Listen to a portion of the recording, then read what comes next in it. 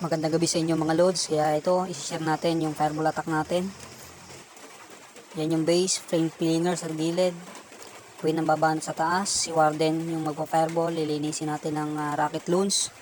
Simulan na natin. Yan mga loads, simulan na natin yung attack natin. Lagay na natin yung flame flinger sa gilid para matatanggal niya na yung compartment na yan. Meron tayong giant tsaka dalawang barbarian para pan-distract sa mortar. Ayan, maglalagay tayo ng rocket launch para pan-check kung merong Tesla. Ayan, meron nga. Lalagay na natin si Queen na naka-giant arrow at saka healer puppet. Gamit ang ability. Ayan, lumabas na yung mga laman ng CC. Ice golem. Maglalagay din tayo ng ice golem. Pang slow.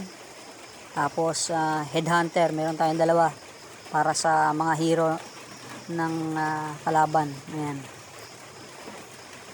Lagay tayo ng sneaky goblin para hindi umikot si Archer Queen. Dire-diretso lang siya pababa. Ayan, rocket launch. Diyan, paninis natin sa kalat ng mga defense.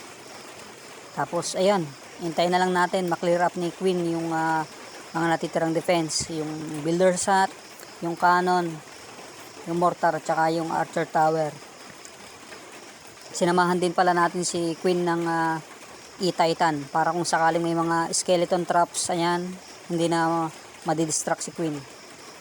Tapos pang tangke na rin natin. Ayan, ginamit na natin yung earthquake sa mga spell tower, NV. Ayan, successful yung fireball attack natin. Actually, napakaganda ng magiging value ni Warden dito kasi siya pa rin yung tatanggal sa town hall. Ayan, gagamitan natin ng NV si Warden. Ayan, siya na umubos sa town hall compartment. Actually, ayan, pwede na sanang gamitin ni BK yung kanyang ability.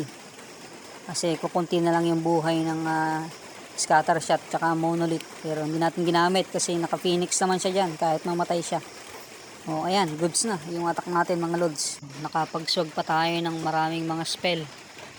2 freeze, 2 rage, at 2 envy. Thank you sa panonood mga lods.